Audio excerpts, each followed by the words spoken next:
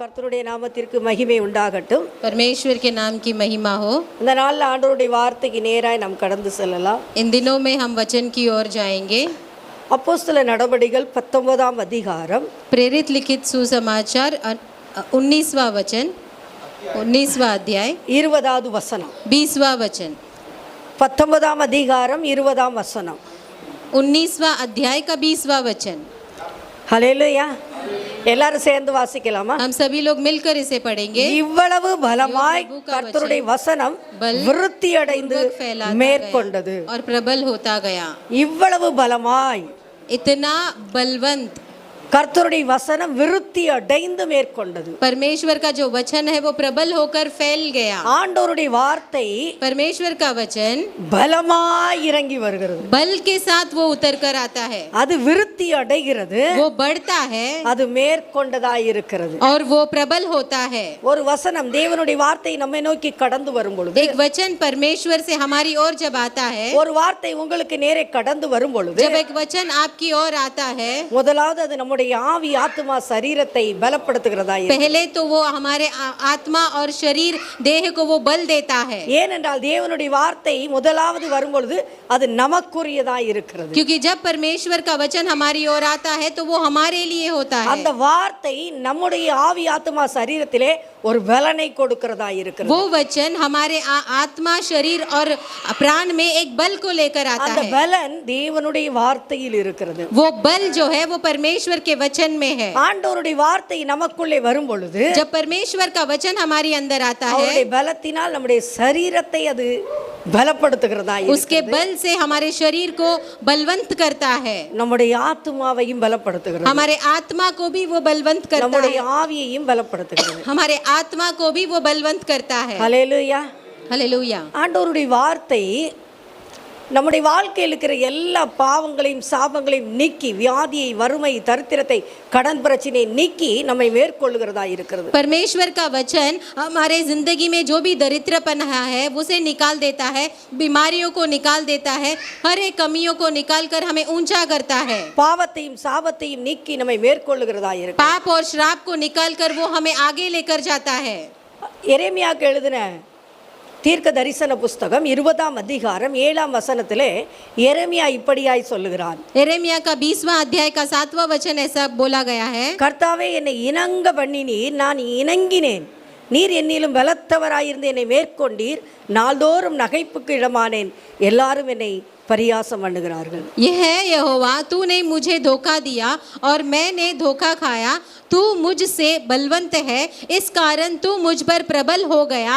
दिन भर मेरी हंसी होती है, सब कोई मुझसे ठट्टा करते हैं। हालेलुया. हालेलुया। கர்த்தாவே, நீர் என்னிலும் பலத்தவராய் இருக்கிறீர். परमेश्वर, आप मुझसे भी बलवंत हो। நீர் என்னை மேற்கொண்டீர். आप मुझसे प्रबल हुए। हालेलुया. हालेलुया। ஆண்டவருடைய வார்த்தை நமக்கு நேரே வரும் பொழுது, जब परमेश्वर का वचन हमारी ओर आता है, நம்முடைய வாழ்க்கையில் இருக்கிற இடரல்கள் தடைகள் எல்லாவற்றையும் கர்த்தர் மேற்கொள்ள நமக்கு பலன் தருகிறார். हमारे जिंदगी में रहने वाले हर एक रुकावट को परमेश्वर प्रबल करता है। சில வேளைகளில் தேவனுடைய வார்த்தை நம்மை நோக்கி வரும் பொழுது, कुछ समय में जब परमेश्वर का वचन हमारे ऊपर आता है, நம்முடைய சுயம் அந்த வார்த்தையோடு கூட போராடுகிறது. हमारा जो சுயம், நம்முடைய மாம்சம், हमारा जो मांस है वो हमसे लड़ता है। நம்முடைய பாத்தீங்கன்னா நான் என்னுடைய இஷ்டம் என்னுடைய சித்தம் என்பது தேவனுடைய வார்த்தைக்கு விரோதமாய் போராடுகிறது. मैं और मेरी इच्छा वो जो है वो अपने वचन की ओर लड़ाई करता रहता है। ஆனால் ஆண்டவருடைய வார்த்தை அவர் நம்மிலும் பலத்தவராய் இருந்து நம்மை மேற்கொள்ளுகிறார். लेकिन परमेश्वर जो हमसे ऊंचा है वो हमारे ऊपर प्रबल होकर वो और बलवंत होता அவர் है। பலத்தவராய் இருக்கிறார். वो बलवंत होता है। அவர் பராக்கிரமசாலியாய் वो இருக்கிறார். एक पराक्रम परमेश्वर அதே है। எரேமியா 20:11ஆம் வசனத்துல நீங்க பாத்தீங்கன்னா, கர்த்தர் பயங்கரமான பராக்கிரமசாலியா என்னோடு இருக்கிறார். उसी अध्याय में अगर हम 11वां वचन में पढ़ेंगे तो वहां पर लिखा है कि परंतु यहोवा मेरे साथ है और वह भयंकर वीर के समान है। ஆண்டவர் எப்படி இருக்கிறாரா? परमेश्वर कैसा है? அவருடைய பயங்கரமான பராக்கிரமத்தோடு கூட நம்முடைய வலது பக்கத்தில் வீற்றிருக்கிறார். एक भयंकर वीर के समान हमारे पास साथ में खड़ा रहता है. மோசே ஆண்டவர் கூப்பிடுறார், வா ஊழியத்துக்கு. मूसा को परमेश्वर बुलाता है कि आ जाओ सेवा के लिए. வரமாட்டேங்கிறான். मूसा ने मना कर दिया. சொல்றான், திக்கு வாயும் மந்த நாவும் உள்ளவனாய் நான் இருக்கிறேன். उसने कहा कि मेरा जो जीभ है मैं ठीक से बोल नहीं पाता हूँ. ஆனால் தேவன் பலத்தவராய் இருந்து அவனை மேற்கொண்டார். लेकिन परमेश्वर बलवंत है और वो उसके ऊपर प्रबल हुआ. ஹல்லேலூயா. हालेलुया. தொடர்ந்து போராடிக்கிட்டே இருக்கான். लगातार वो लड़ाई कर रहा है. பாத்தீங்கன்னா முள் செடி எரிகிறது, அதிலிருந்து வெளிச்சம் வருகிறது. அதை கிட்ட போய் பார்க்கறான், ஆனா சொல்றான் என்னால முடியாது. वहाँ पर जो है वो पेड़ जल रहा है, वहाँ पर से उजियाला आ रहा है.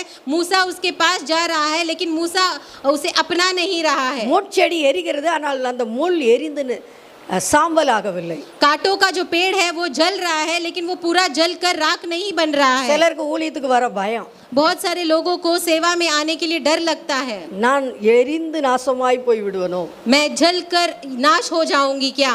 அதுதான் பாத்தீங்கன்னா அது எரிந்து சாம்பல் ஆகவில்லை. लेकिन वो जल कर राख नहीं बना. அது எரிந்து கொண்டே இருக்கிறது, வெளிச்சம் கொடுக்கிறது. वो जल कर सभी को उजाला दे रहा है. ஆனால் அது சாம்பல் ஆகவில்லை. लेकिन वो जल कर राख नहीं हुआ. ஆண்டவர் அவனோடு கூட போராடி கொண்டே இருக்கிறார். परमेश्वर उसके साथ लड़ाई कर रहे हैं. அவனோடு கூட போராடி போராடி தேவனுடைய வார்த்தை அவனை மேற்கொள்ளுகிறது.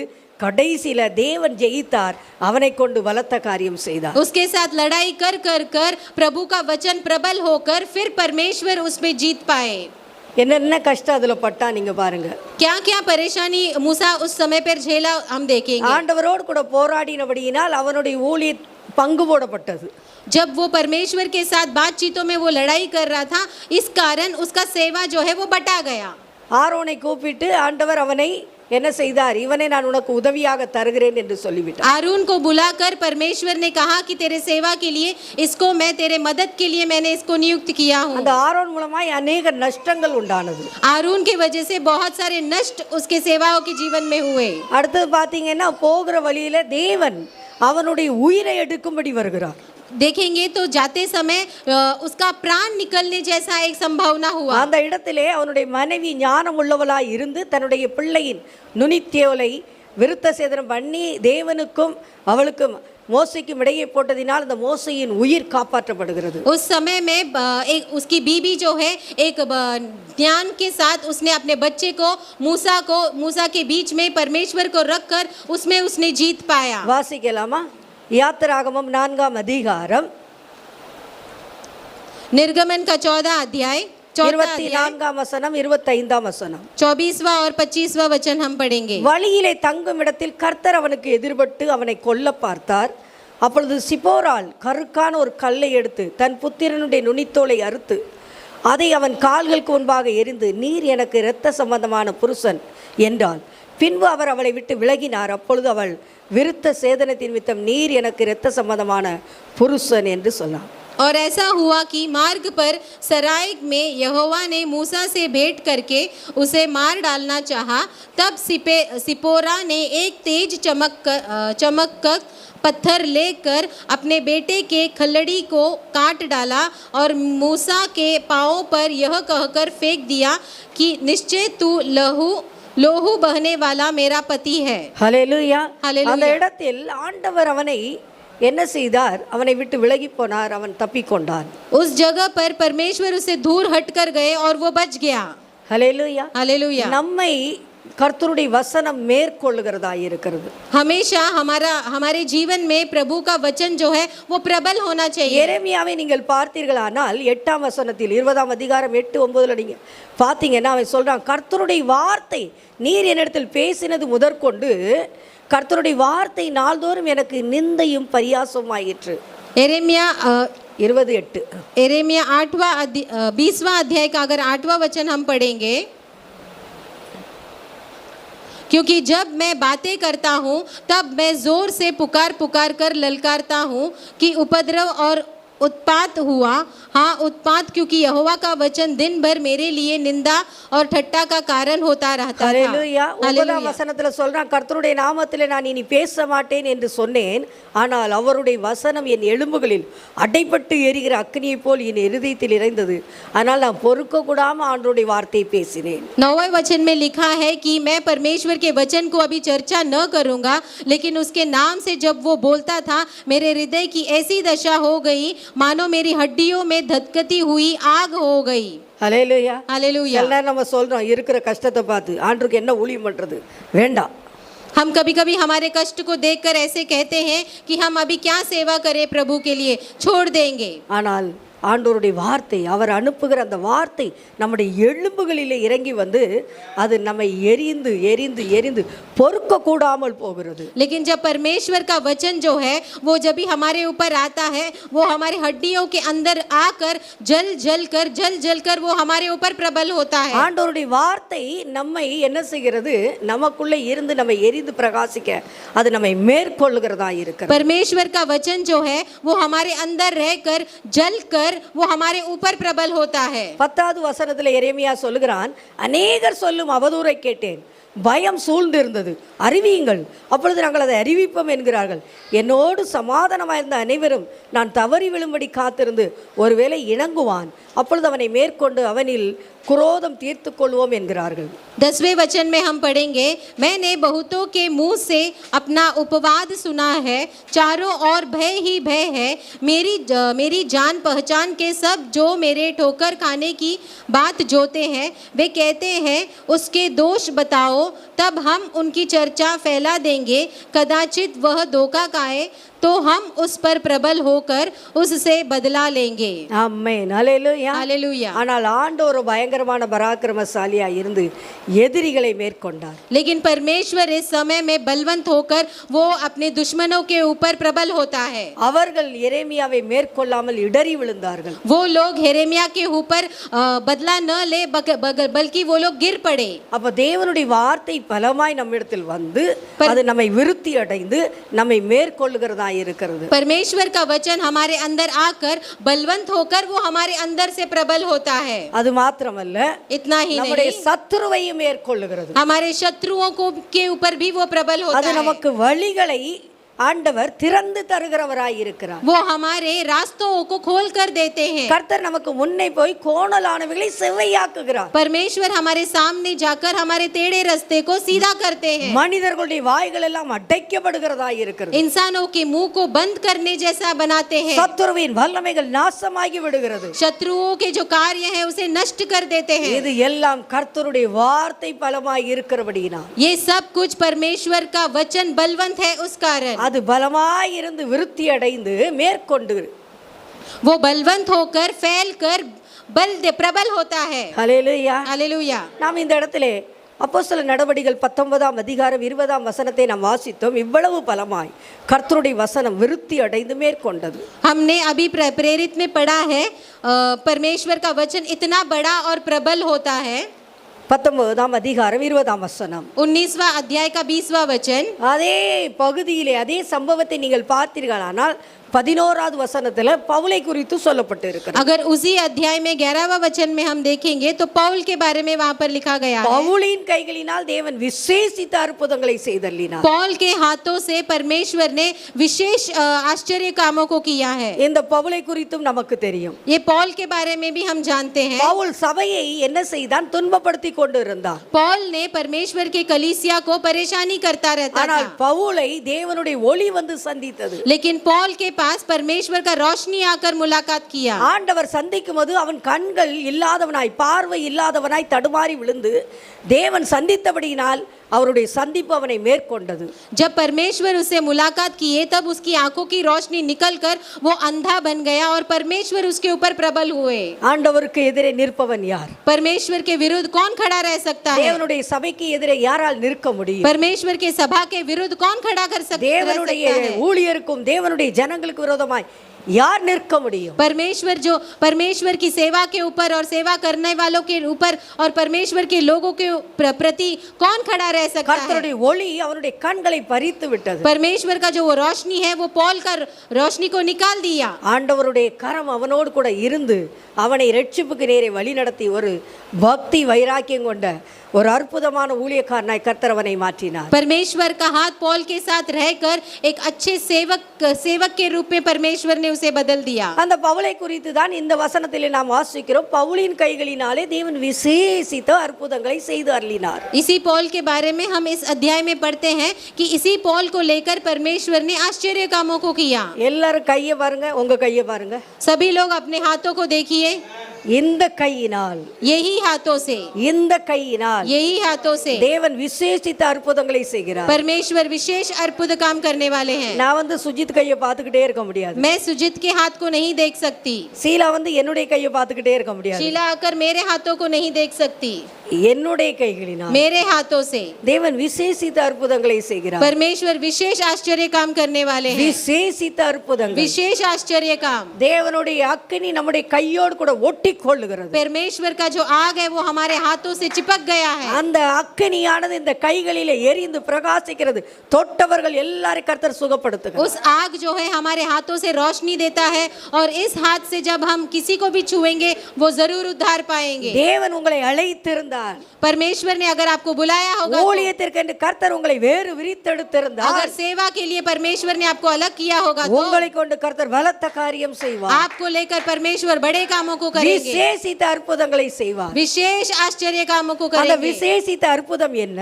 ये विशेष आश्चर्य क्या है? 19ஆம் அதிகாரம் 12ஆம் வசனத்துல சொல்லப்படுது, அவனுடைய சரீரத்திலிருந்து உருமால்களையும் கச்சைகளையும் கொண்டு வந்து வியாதிக்காரர் மேல் போட வியாதிகள் அவர்களை விட்டு நீங்கி போயின. 19वां अध्याय का 12वां वचन में लिखा है कि यह तक कि रुमाल और अंगोछा उसकी देह से छुलावा कर बीमारी पर डालते थे और उनकी बीमारियां जाती रहती थी और दुष्ट आत्माएं उनसे निकल जाया करती थी. பொல்லாத ஆவிகளும் அவர்களை விட்டு புறப்பட்டன. दुष्ट आत्माएं उनसे निकल जाती थी. அவனால எல்லா இடத்துலயும் இருக்க முடியல. उनके वो तो सभी जगह पर नहीं रह सकते. ஆனால் அவன் மூலமாய் கர்த்தர் செய்த அற்புதத்தை கேள்விப்பட்டவர்கள், लेकिन उनके द्वारा परमेश्वर ने किया हुआ आश्चर्य कामों को सुने हुए लोग சொன்னாங்க அவனுடைய கைக்குட்டையை கொஞ்சம் தாங்க, सुने हुए लोगों ने बोला कि उनके जो रुमाल है वो मुझे दीजिए, அவனுடைய பெல்ட்டை கொஞ்சம் தாங்க, उनके जो कमर का बेल्ट है वो हमें दीजिए. அதை கொண்டு போய் வியாதிக்காரர் மேல் उसे போட்டார்கள். लेकर उन्होंने बीमारियों के ऊपर डाला அவர்களை விட்டு வியாதிகள் நீங்கின. और उन लोगों के ऊपर से बीमारियां हट गई. பொல்லாத ஆவிகள் பிடித்திருந்தவர்களுக்கு விட்டு பொல்லாத ஆவிகள் புறப்பட்டு போயின. जिनके अंदर दुष्ट आत्माएं थी वो लोगों के ऊपर से दुष्ट आत्माएं निकल गई. ஹல்லேலூயா. हालेलुया. இந்த கைக்குட்டையிலும் ये रुमाल के अंदर இந்த பெல்ட்லயும் என்ன இருந்துச்சு? और ये अंगोछा के अंदर क्या था? இன்னைக்கு நீங்க போட்டு இருக்கிற இந்த சென்ட் இருக்குதா? आज जो आपने सेंट मारा है क्या वो सेंट था उसमें?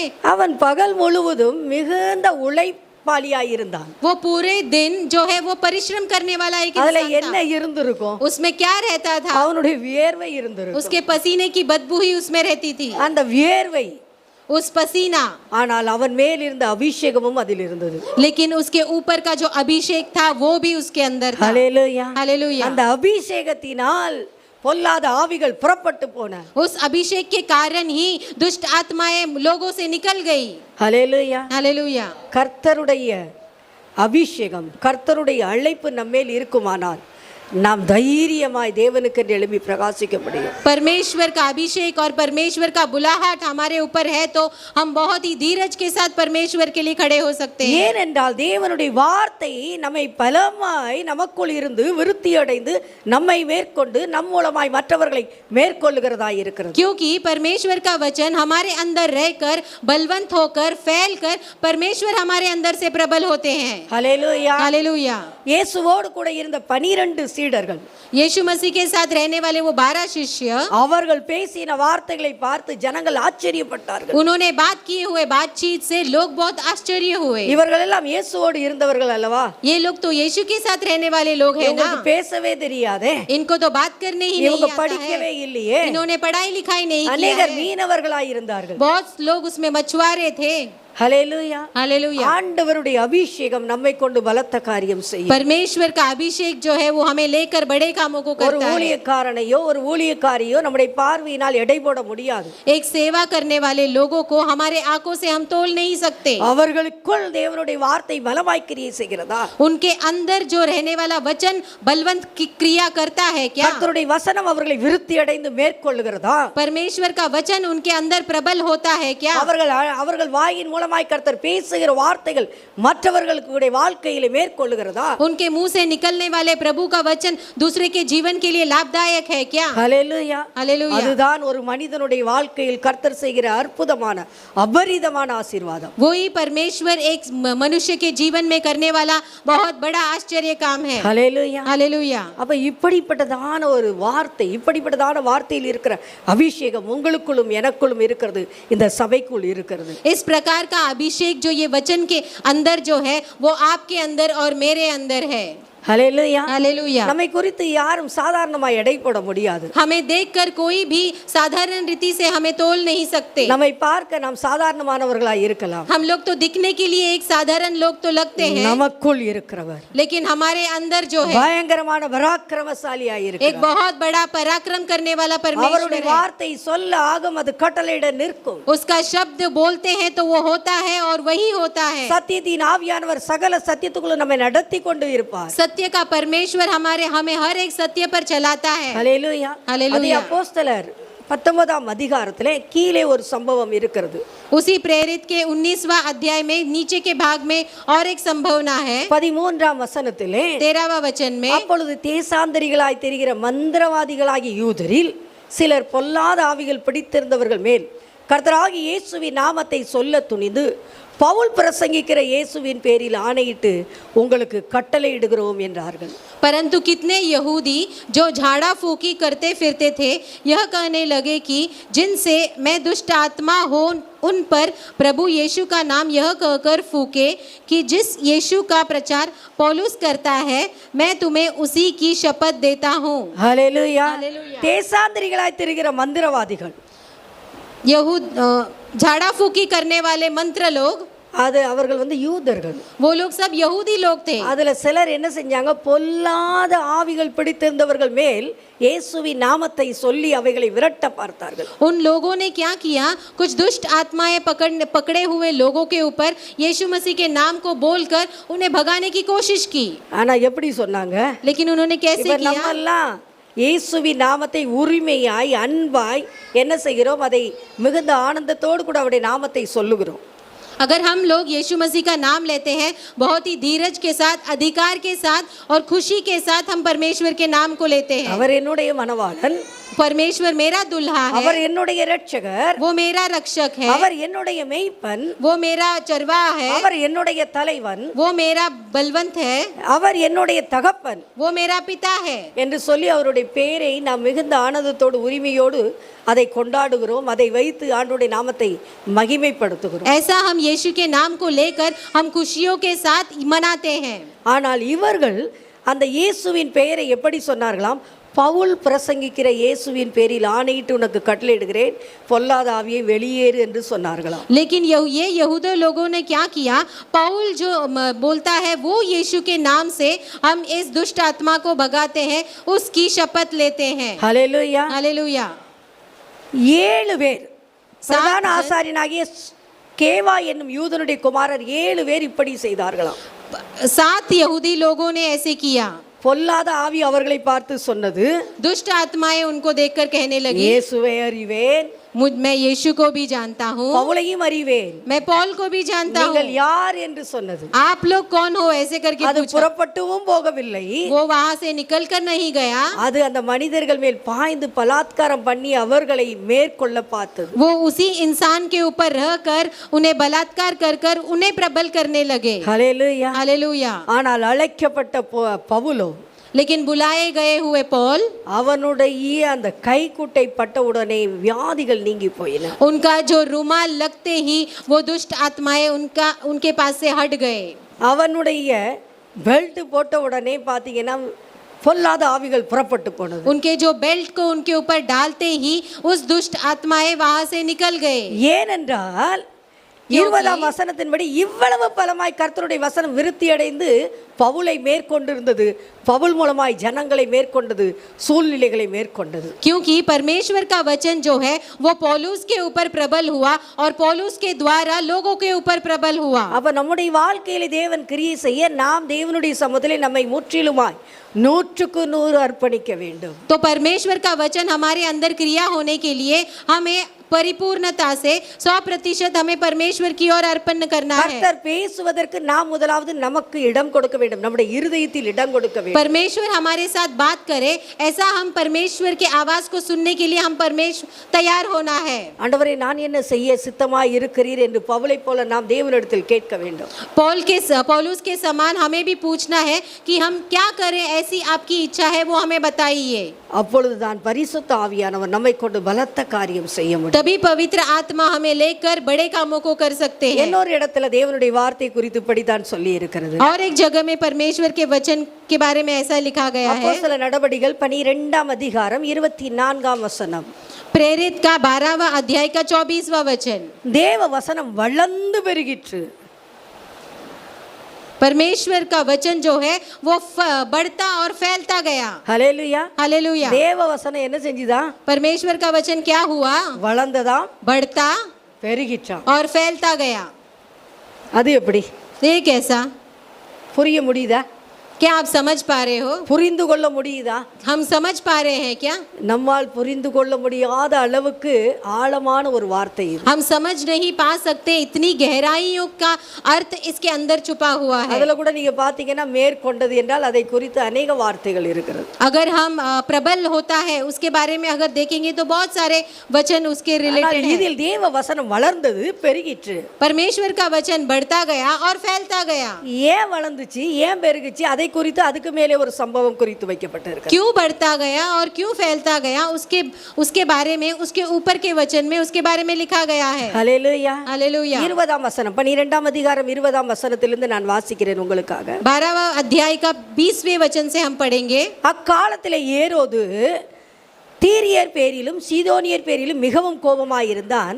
தங்கள் தேசம் ராஜாவின் தேசத்தினால் போஷிக்கப்பட்டபடியினால் அவர்கள் ஒருமனப்பட்டு அவரிடத்தில் வந்து ராஜாவின் வீட்டு விசாரணைக்காரனாகிய பிலாத்துவை தங்கள் வசமாக்கி சமாதானம் கேட்டுக்கொண்டிருந்தார்கள். குறித்த காலத்தில் 21ஆம் வசனத்திலிருந்து வாசிக்கலாம். குறித்த நாளிலே ஏரோது ராஜ வஸ்திரம் தரித்து கொண்டு சிங்காசனத்தின் மேல் உட்கார்ந்து அவர்களுக்கு பிரசங்கம் பண்ணினான். அப்பொழுது ஜனங்கள் இது மனுஷ சத்தம் அல்ல, இது தேவ சத்தம் என்று ஆர்ப்பரித்தார்கள். அவன் தேவனுக்கு மகிமையை செலுத்தாதபடியினால் உடனே கர்த்தருடைய தூதன் அவனை அடித்தான். அவன் புழுத்து இறந்தான். வேத வசனம், தேவ வசனம் வளர்ந்து பெருகிற்று. और ठहराए हुए दिन हेरोदेस राज वस्त्र पहनकर सिंहासन पर बैठकर और उनका व्याख्यान देने लगा और लोग पुकार उठे कि यह तो मनुष्य का नहीं परमेश्वर का शब्द है. उसी क्षण प्रभु के एक स्वर्गदूत ने तुरंत उसे मारा, क्योंकि उसने परमेश्वर की महिमा नहीं की और वह कीड़े पड़कर मर गया.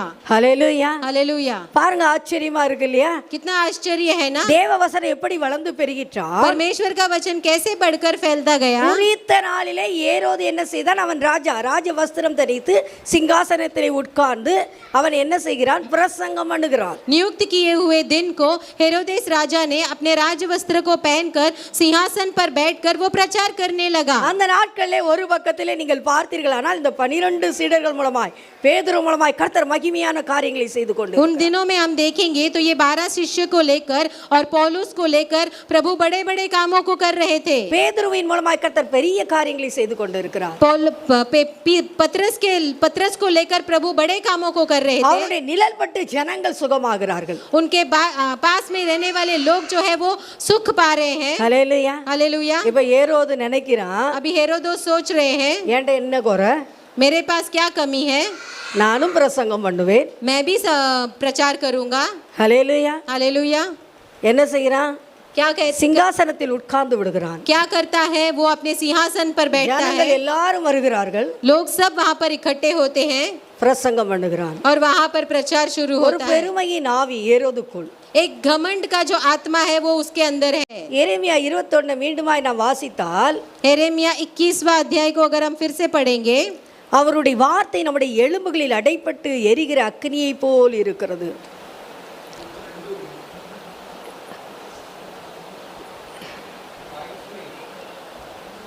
சாரி 20:9 20वां अध्याय का 9वां वचन हम पढ़ेंगे।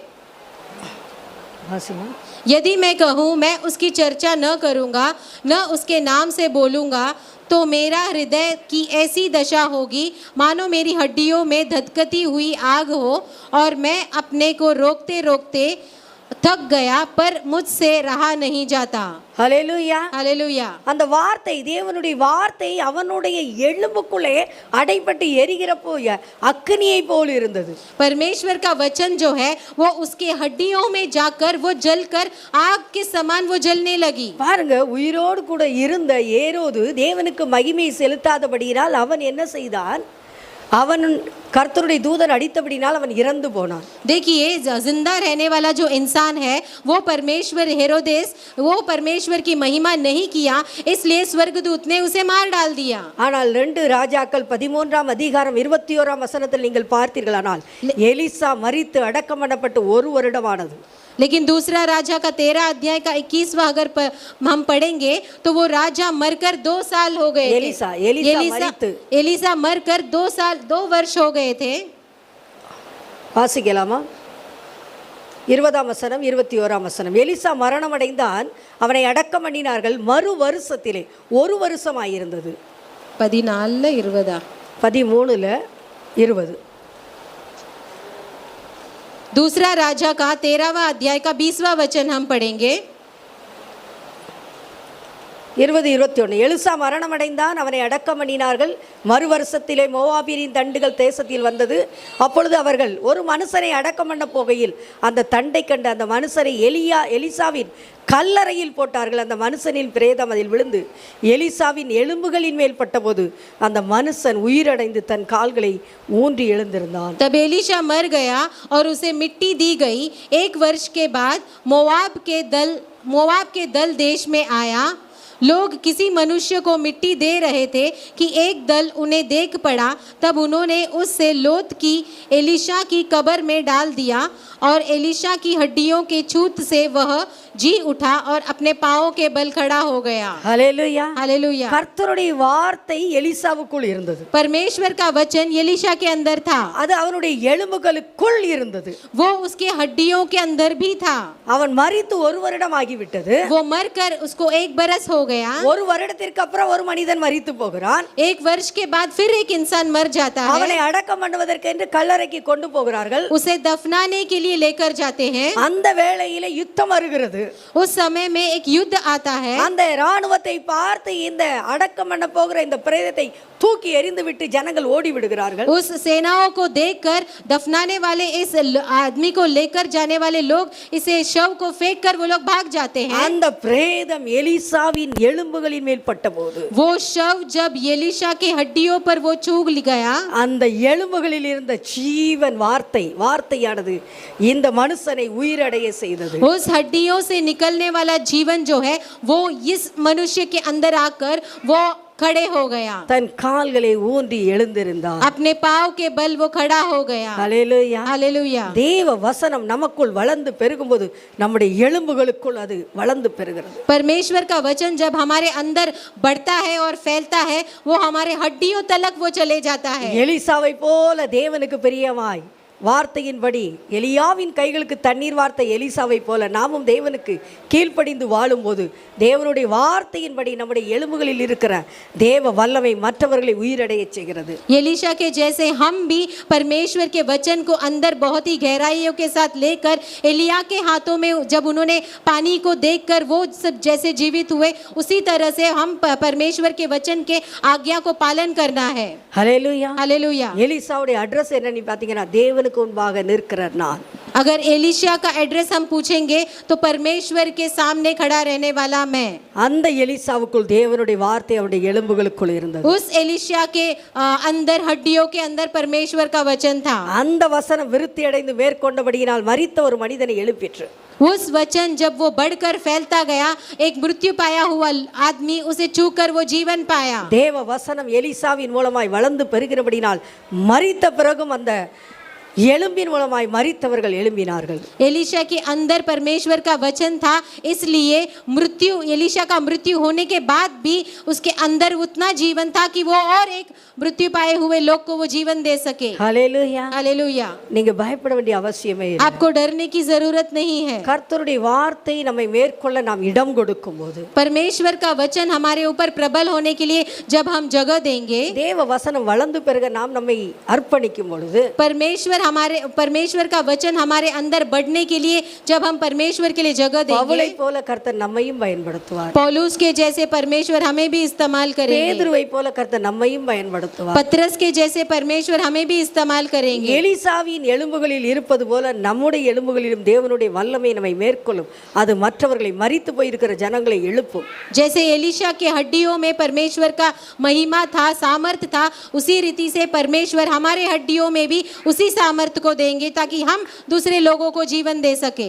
இவ்வளவு பலமாய் கர்த்தருடைய வசனம் விருத்தி அடைந்து மேற்கொள்ளுகிறது. इतना बलवंत होकर परमेश्वर का वचन प्रबल होता है. தேவ வசனம் வளர்ந்து பெருகிற்று. परमेश्वर का वचन बढ़ते जाता है. இந்த வார்த்தையின்படி கர்த்தர் நம் ஒவ்வொருவரையும் ஆசீர்வதிப்பார். इस वचन को लेकर परमेश्वर हम सबको आशीष करे. கர்த்தருடைய நாமம் மகிமைப்படுவதாக. परमेश्वर के नाम की महिमा हो. ஹல்லேலூயா. हालेलुया.